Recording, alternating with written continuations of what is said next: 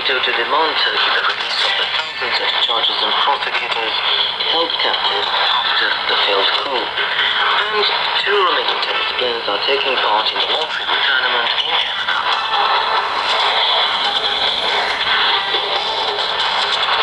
Romania's Supreme Defense Council will meet on Tuesday in Bucharest to analyze the way in which Romania's concerns are reflected in the final documents of the NATO summit of the 8th and 9th of July in Warsaw. The Council will also establish the measures and actions that need to be taken to implement the decisions adopted, the President's office has said.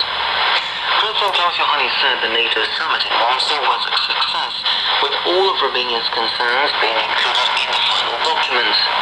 These refer to a balancing of the measures taken as part of the country's new defense and deterrence rules on the eastern flank, the President explained. The death toll following the attacks in Afghanistan has reached a record level this year, according to a UN report. More than 1,600 civilians have been killed and 3,565 wounded in the first half of 2016, the highest number of victims since 2009. According to the report, a third of the victims were children, most of whom were killed in the explosion of makeshift bombs. The United Nations has described the situation as alarming and shameful, with the anti-government forces being responsible for the death of the highest number of civilians. The Romanian White Sharks 341st Infantry Battalion left on Monday for the theatre of operations in Afghanistan. According to the Defense Ministry in Bucharest, the Romanian military are ready to act as part of the NATO Resolute Support Mission to ensure the protection of the military bases in Kandahar and provide counseling to the Afghan security forces. The 341st Infantry Battalion is an elite unit of the Romanian Army and has so far carried out international missions in Kosovo, Iraq and Afghanistan. The National Labour Party in Romania has called on the government to pass an emergency ordinance providing for the setup of a number of polling stations equal to that used in the second round of the 2014 presidential election, apart from polling stations in embassies and consular offices at the upcoming parliamentary elections this autumn. The Liberals also want for citizens to be able to register by email for the vote. The interest of Romanians in the diaspora in the legislative elections remains low. Less than 3,000 Romanian citizens living abroad have signed up with the election registry. 2,000 applications have been sent from Spain and Italy, home to large numbers of Romanians. The Association of European Magistrates for Democracy and Liberty urged the NATO Secretary-General Jens Stoltenberg to demand Turkey to free the thousands of judges and prosecutors who were arrested a week ago after the failed coup. The appeal comes as Turkish President Recep Tayyip Erdogan reiterated his support for reintroducing the death penalty if the Turkish people so wish. Erdogan also said he would disregard the position of the European Union in this matter. In another move, Bratislava on Monday played host to an informal meeting of ministers and secretaries of state responsible for European affairs to discuss the situation in Turkey. Romanian State Secretary for European Affairs Cristian Bădescu expressed Bucharest support for a concerted and effective European response to the challenges of migration based on a thorough approach, focusing on the enactments of commitments, cooperation with third countries, and consolidating the EU's external borders. Two Romanian tennis players, world number 5 Simona Halep and the world's number 61st Monica Niculescu, are competing in a tournament in Montreal worth $2.4 million. In the first round, Niculescu faces the Latvian player Jelena Ostapenko. If she qualifies to the next round, she will meet the world's number 4 Agnieszka Radwanska of Poland. Halep, who goes straight into the second round, will face the winner between Australia's Daria Gavrilova and Germany's Annika Beck. Last year, Halep made it to the final in Montreal, from which she pulled out with an injury, relinquishing the title to the Swiss player Belinda Bencic. And this has been all in the news on Radio Romania International.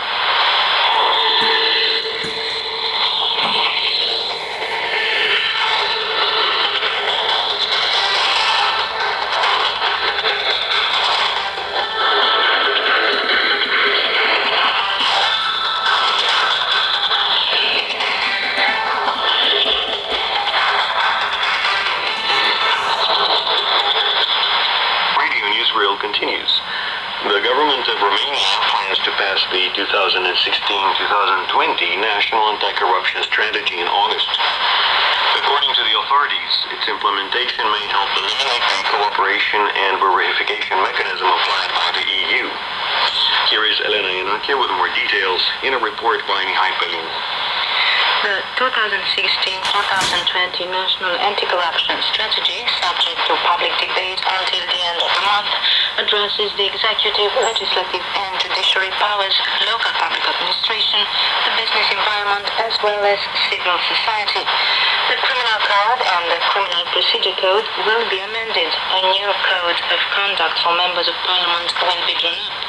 According to Justice Minister Raluca Prună, recovering the losses incurred by the state further to corruption offences is one of the key coordinates of the strategy. Să asigurăm că, în primul rând, avem cadrul legislativ pentru a putea confisca și tot la nivelul Make sure that first of all there is a proper legislative framework to regulate confiscation of the proceeds of crime.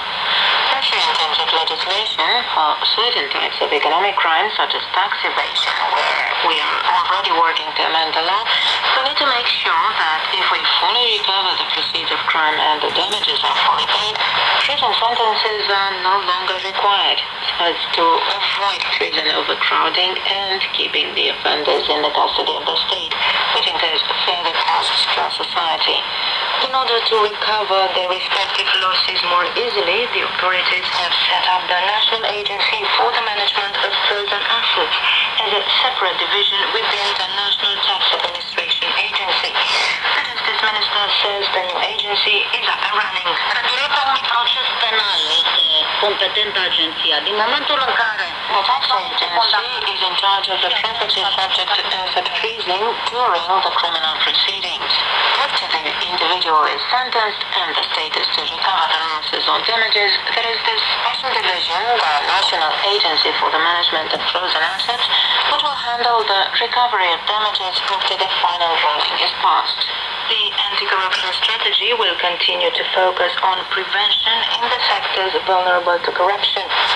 Because of the limited progress of prevention between 2012 and 2015, the sectors identified in the previous strategy have been preserved and education and healthcare have been added to the list.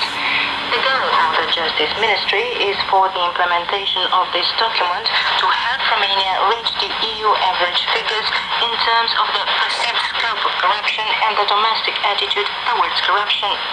Another target is to reduce substantially, by at least 50%, the number of cases of fraud and corruption in public procurement and of integrity incidents in the identified vulnerable sectors, as well as to implement corruption prevention measures in over 80% of the public institutions and companies.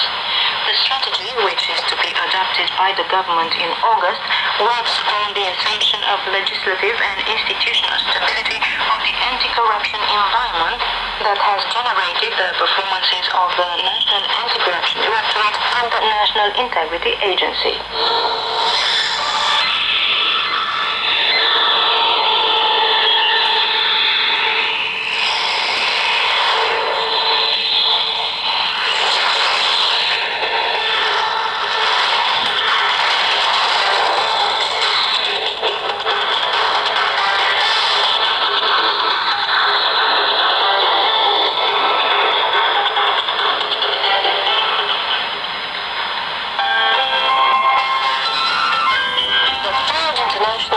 Orchestra's Festival. Dear friends of RRI, you are once again invited to a prize-winning contest, the third Radiro International Radio Orchestra's Festival. It is dedicated to a unique musical event in Europe, bringing to the Radio Hall stage 6 major orchestras and world-famous soloists and conductors. Radio Romania is the organizer of the third International Radio Orchestras Festival between September 23rd and October 1st. The only musical event cultivating the skill and excellence of radio symphony orchestras around the world every 2 years since 2012. The festival will bring together on the Radio Concert Hall stage 5 famous classical music ensembles from around Europe And as a first for Bucharest, a Chinese ensemble, the Shenzhen Symphony Orchestra. Also performing will be the Norwegian Radio Orchestra, the MDR Leipzig Radio Symphony Orchestra under the baton of Christian Jarvi, who is also the honorary director of Radio Road 2016, and Vienna Radio Symphony Orchestra, alongside the famous violinist Gidon Kremer, the BBC Concert Orchestra, and the National Radio Orchestra. You are invited to follow our